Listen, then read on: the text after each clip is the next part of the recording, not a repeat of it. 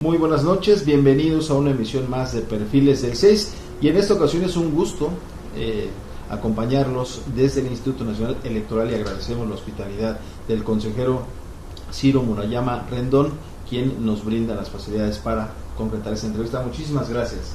Al contrario, bienvenidos, qué gusto. Y vamos con el primer tema, sobre todo por todo lo que envuelve lo ocurrido recientemente en Baja California. Incluso el gobernador electo estuvo de gira la semana pasada en la Ciudad de México y bueno, fue muy crítico cuestionando a la autoridad electoral. Usted también recientemente, como prueba, donde se inscribe un competidor en una contienda electoral y donde se prueba que efectivamente decía la contienda para 2 años, sin embargo, toda una controversia porque ahora con una encuesta se quiere validar un periodo de 5 años. De inicio, esto ocurrido en la semana pasada, ¿qué lectura le da a los Bueno, pensadores? creo que en Baja California estamos viviendo el riesgo de una involución democrática, es decir, la posibilidad de que el derecho político fundamental que tienen los ciudadanos, que es elegir a sus gobernantes, pues se vea vulnerado. ¿Por qué? Porque en efecto los baja californianos en junio de 2019, este año, eligieron total libertad en un proceso que se apegó a todas las exigencias constitucionales para hacer efectivo el sufragio. Nombraron a un gobernador por 2 años y una vez transcurrida la elección se pretende ampliar el periodo de mandato, es decir, sustraer el derecho de los electores a volver a votar cuando les corresponde. El hecho de que exista una gubernatura por 2 años ya ha sucedido en otras entidades federativas del país, como Puebla y Veracruz, y la idea era ir empatando los calendarios local y federal a efecto de no tener elecciones con tanta frecuencia, sobre todo en entidades como Baja California, donde la participación electoral suele ser muy baja. Entonces, a efecto de que ya cada que hubiera elecciones federales intermedias también se renovara la gubernatura, es que se acordó este periodo. La decisión del Congreso de Baja California de tomar esta medida data de 2014, es decir, nadie se puede llamar a engaño porque se trata de una reforma constitucional publicada 5 años antes de la elección de esta gubernatura por 2 años. Y en ese sentido, el próximo 1 de noviembre ya tomará el cargo, pero este proceso aún no concluye, tendrá que atraerlo la Suprema Corte, que será la decisión final.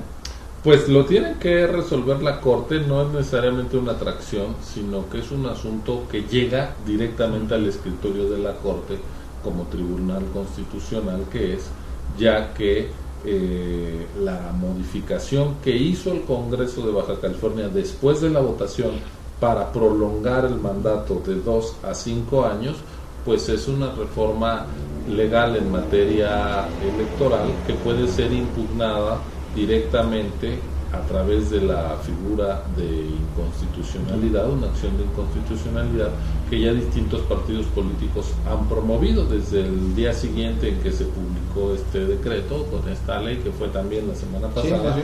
Así que la Corte va a poder poner orden finalmente para evitar un atropello, insisto yo, a los principios más elementales de la democracia, que es lo que está pasando en Baja California, de forma lamentable, porque Baja California fue hace 30 años el primer estado donde ganó un partido de oposición, y ahora lo que tenemos pues es que en Baja California están empezando a ocurrir cosas, pero a diferencia de hace 3 décadas que empezaron a darse cambios venturosos y democráticos, ahora lo que tenemos es el riesgo de decisiones autoritarias. Y precisamente tomando ese tema, lo que muchas veces el partido que ahora gobierna cuestionó, criticó desde la oposición, ahora siendo gobierno, teniendo mayorías en las cámaras, en los congresos locales, pareciera que pues este tipo de acciones como las de Baja California pues no le molestan, por el contrario, avalan, no todos, pero sí un sector del propio partido, parece que con su silencio avala ese tipo de acciones.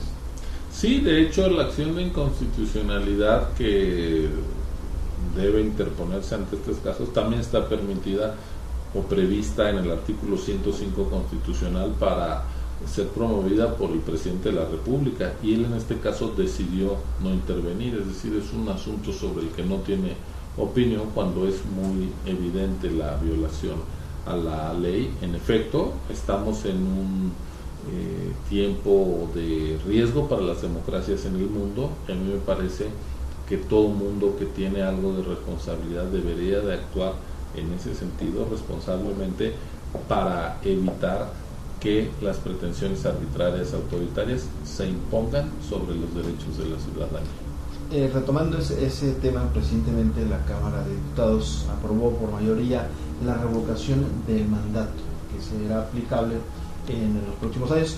Esto es un avance en ese tenor para evitar gobiernos autoritarios, para corregir algunos gobiernos cuando no estén funcionando. Por lo menos así fue el aval de quienes votaron esa nueva reforma. Efectivamente, el Senado lo aprobó y es previsible que lo haga la Cámara de Diputados por la conformación actual y también pues, al menos la mitad de las legislaturas de las entidades federativas. Pero yo soy crítico de esta decisión. Me parece en primer lugar que se está aplicando retroactivamente, es decir, el presidente López Obrador fue electo en un proceso que fue convocado para nombrar a un presidente por 6 años.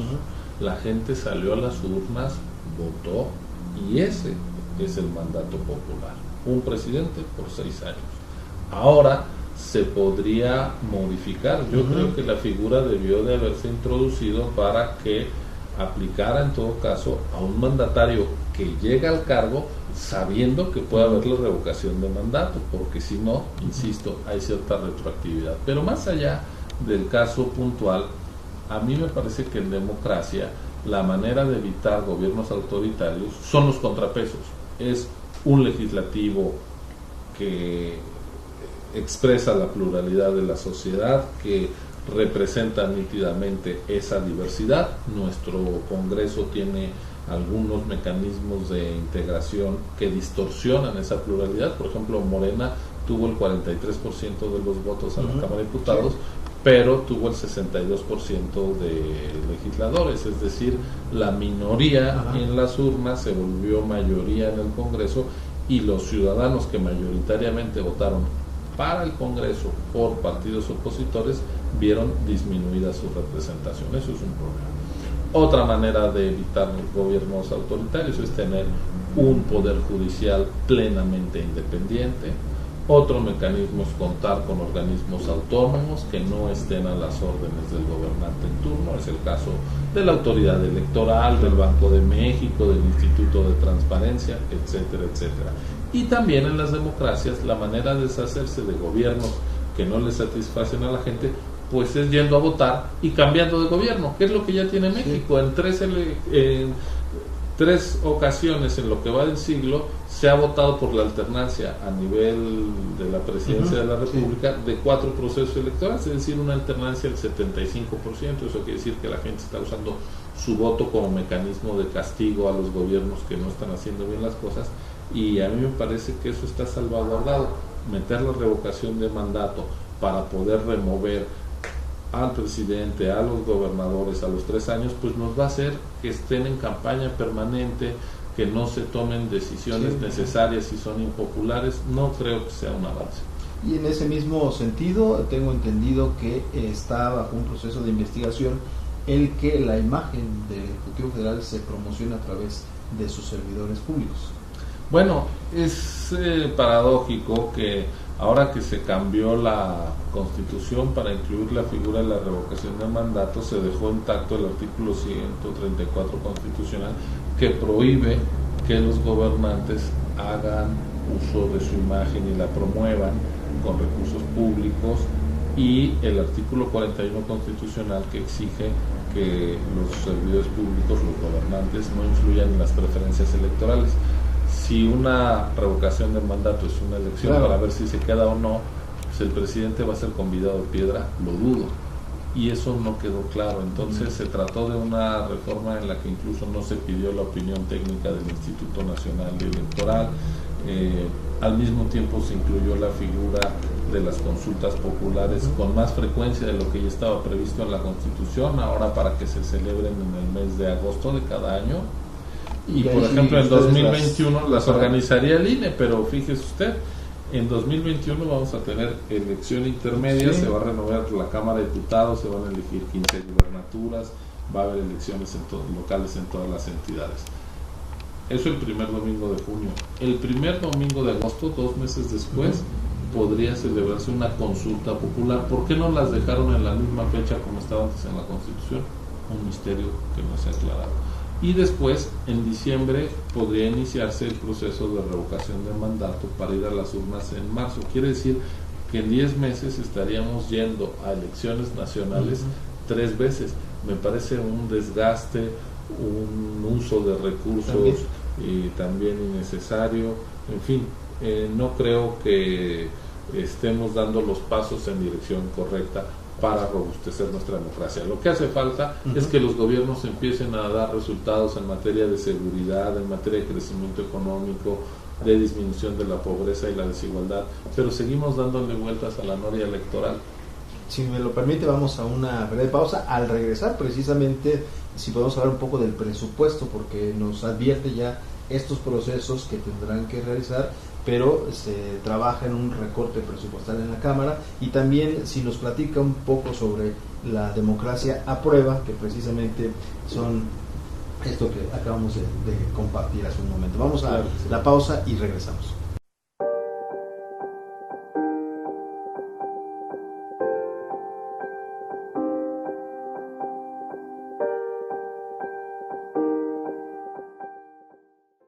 Ya regresamos, estamos platicando en esta ocasión con el consejero electoral Ciro Murayama Rendón. Decíamos antes de la pausa, nos hacía usted la interpretación en torno a que hay asuntos pendientes, sobre todo en la sociedad mexicana, de los gobiernos en turno. Por ejemplo, el tema de la seguridad. Estamos llegando ya, en lo que va del actual gobierno, a los 30,000 muertos.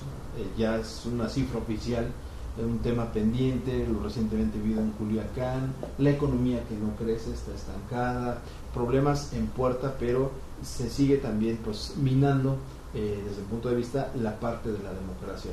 En ese sentido, ¿cómo está el asunto del presupuesto? Tengo entendido que ustedes presentaron un ajuste de pues 2.339 millones para 2020, que está bajo análisis de los diputados, ¿no?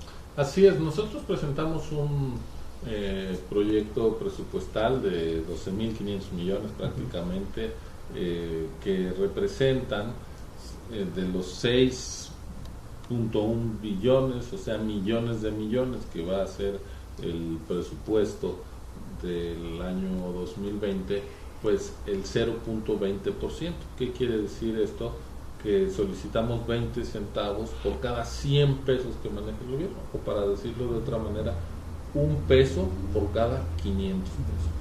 Si nosotros fuéramos la Cámara de Diputados, si tuviéramos 500 pesos para decidir qué hacer, el INE pide 1 peso para mantener actualizado el padrón, para dar identidad a todos los ciudadanos mexicanos, para iniciar el proceso electoral 2020-2021, es decir, estamos pidiendo 1 peso y dejando 499 pesos para todas las otras tareas del Estado mexicano. Nos cuesta una 500ava parte mantener a una autoridad electoral que te permite la renovación pacífica del poder. Yo creo que es un monto razonable, veremos qué hacen los señores legisladores, pero hay que decir que un recorte excesivo puede poner en riesgo la capacidad operativa del INE. ¿Y eso qué quiere decir?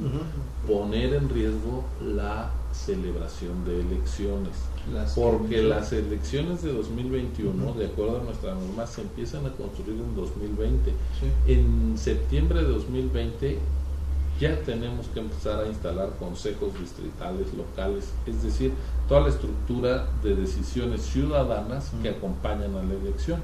Bueno, pues tomar una medida para reducir, si a ese peso de cada 500 lo quieren volver 50 centavos, pues con esos 50 centavos no van a resolver otros problemas fundamentales del país, pero sí pueden poner en riesgo esto. Yo creo que deberíamos de tener la divisa de no empeorar las cosas, de permitir que lo que funciona siga funcionando y las elecciones se hacen bien en México.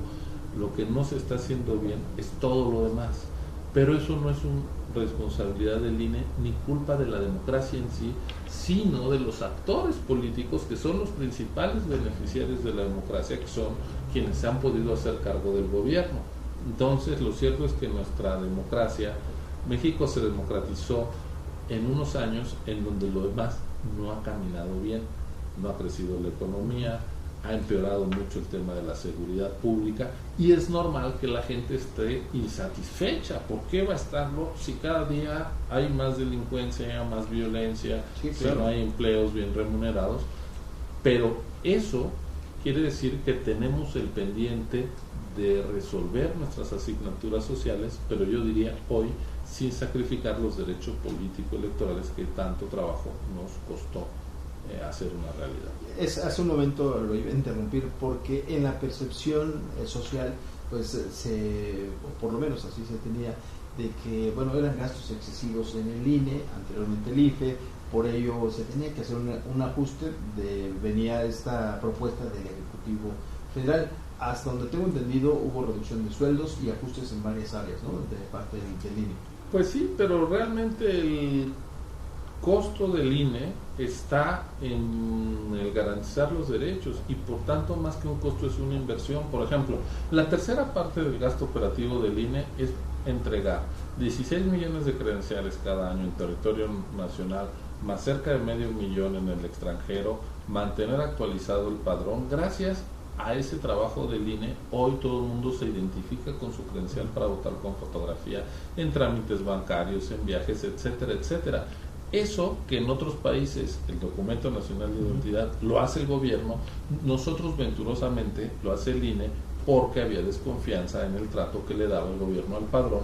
De hecho, los rasurados del padrón y todo eso que ocurrió en 1988 ya no ocurre porque el padrón está en manos de una autoridad electoral autónoma, supervisada por los partidos, es un padrón confiable. Bueno, pues si la tercera parte del costo del INE es garantizar la identidad de los ciudadanos, pues eso no es un costo, es una inversión. Por cierto, todos los partidos, iniciando por Morena, habían anunciado que iban a prescindir de los recursos, iban a hacer sus ajustes, Morena del 50%, el PAN en otra proporción. ¿Ya lo hicieron? No han devuelto, no han renunciado. Luego habrá que comentarle a la ciudadanía, precisamente porque pasan los meses y se supone que en el... Bueno, ya estamos acabando el 10º mes del año y no hemos tenido ninguna renuncia a un centavo de financiamiento público por parte de algún partido político nacional. Pues una cosa son las declaraciones y otra cosa son las acciones. Sí, pues hay que quedar sentado porque precisamente a veces se cuestiona mucho, se utiliza el medio para pues quedar bien ante la ciudadanía, pero en los hechos ahí está la realidad y son pues un gran porcentaje que se destinan de recursos hacia los partidos políticos, ¿no? Sí, más de 5,000 millones de pesos solo de financiamiento público federal al año. Pues ahí está. Vamos hacia otro tema, si nos permite. Platíquenos un poco sobre la democracia a prueba, elecciones en la era de la posverdad. A las democracias les acecha a la vuelta de la esquina el peligro de los retrocesos autoritarios. Ediciones Cal y Arena. ¿Está al acecho el autoritarismo de la democracia? En todo el mundo. Ahí vemos lo que ha pasado en Estados Unidos con un presidente muy autoritario que viola los derechos de los migrantes, que tiene un discurso xenófobo, racista, incluso misógino y sexista. Lo mismo ocurre en Brasil, en Turquía, en distintos, Polonia. Es decir, es un problema global. Las democracias no están en su momento de mejor salud y México no es la excepción. Hay por un lado descontento social frente a la democracia, pero también tics autoritarios que cada vez vemos con mayor frecuencia. Entonces yo lo que quise hacer en este libro es explicar cómo en México, a pesar de la profunda desconfianza de la ciudadanía a las instituciones públicas, fue posible hacer unas elecciones que salieron muy bien, sin cuestionamiento, en 2018. Y eso no fue una casualidad ni fue un accidente. Se debe a la construcción de reglas y de instituciones, de procedimientos que nos ha llevado años, en los que hemos invertido muchos recursos. Y sí se critica, hay que darle presupuesto al INE. Bueno, a todo hay que darle presupuesto todos los años, pero ahí están los resultados. Nos estamos permitiendo los mexicanos por primera vez durante 20 años seguidos tener gobiernos que surgen de elecciones auténticas, libres. No son ni elecciones simuladas, ni asonadas violentas, ni imposiciones las que determinan quién nos gobierna. Pero eso es una excentricidad porque llevamos en 2 siglos de vida nacional apenas los últimos 20 años con estas elecciones genuinas y estos relevos de poder. Hay más de 20,000 cargos de elección popular en México, desde los síndicos y regidores de los ayuntamientos hasta el presidente de la República. Todos esos cargos hoy en día se deben al sufragio popular, al voto efectivo, al voto libre y secreto. Bueno, pues esa es una conquista que puede estar en riesgo si empezamos a quitarle autonomía a la autoridad electoral, si se le quita a los partidos de oposición las condiciones de competir en equidad, si el medio ambiente, el ecosistema que oxigena a la vida democrática, como es una prensa crítica, libre, plural, se ataca, si hay gobernantes que ni siquiera son capaces de cumplir el periodo por el que fueron electos, sino que quieren quedarse más, o diputados que deciden alargar o recortar periodos para los cuales ya se votó, pues todo eso va en detrimento de la democracia. Entonces, pues más nos vale estar alertas, reconocer qué es lo que hemos hecho bien. Si nosotros volteamos la vista atrás, desde hace 30 años, ¿qué problemas teníamos? Pues muchos, ¿no? ¿Cuál resolvimos bien? El tema electoral. Pasamos del fraude de 88 y de unas elecciones donde no había certeza de nada, a tener uno de los sistemas electorales más robustos del mundo, reconocido por propios y extraños, sobre todo por extraños, porque es más fácil encontrar reconocimiento internacional a veces que en casa, pero no ha ocurrido lo mismo con otros temas, la economía, sobre todo la inseguridad, que ha ido para mucho peor de lo que ocurría hace 30 años. Bueno, entonces tenemos que ser, creo, lo suficientemente racionales para pensar en enfrentar todos estos problemas tan graves. Algunos pues no habíamos pensado que llegaran al grado de deterioro que han llegado, como la debilidad del Estado en materia de seguridad, pero que lo pensemos en código democrático, sin perder los derechos políticos, sin perder la libertad de expresión plural, la capacidad de poder criticar a un gobernante sin tener miedo por ello, sin ser perseguido en sus opiniones, de tener jueces realmente autónomos y magistrados ajenos a los intereses del poder. Todo eso hay que preservarlo, hay que fortalecerlo para que México tenga un horizonte mínimamente promisorio, porque si cancelamos los derechos políticos, pues la oscuridad será total. Y en ese sentido usted ve varios síntomas de debilitamiento de las instituciones hasta ahora autónomas. Bueno, no es que yo vea un síntoma de debilitamiento, lo que veo es que hay agresión hacia la autonomía de distintas instituciones por la vía presupuestal, por la vía de descalificaciones, y además de las instituciones necesitamos una sociedad muy activa. Se descalifica a la sociedad civil, a las organizaciones que tienen distintas agendas. Pues esos son lenguajes propios del autoritarismo que nos están rodeando, y que es oportuno decir, cuidado, esto tiene riesgos. Y México es un país lleno de problemas, pero ha sabido resolver algunos, como es la disputa por el poder. Ya es una disputa institucional, pacífica, civilizada. Cambiamos de gobierno una y otra vez porque la gente decide cambiar de gobierno, y eso hay que dejarlo abierto. Esa puerta no debe cerrarse, y eso es en buena medida lo que yo trato de reivindicar en este libro La democracia a prueba. Pues ahí está el libro. Finalmente tendrán al interior del INE un proceso en el mediano plazo. Se renovarán 4 de los 11 consejeros en próximos días. Se está trabajando ya en esta situación con los partidos políticos.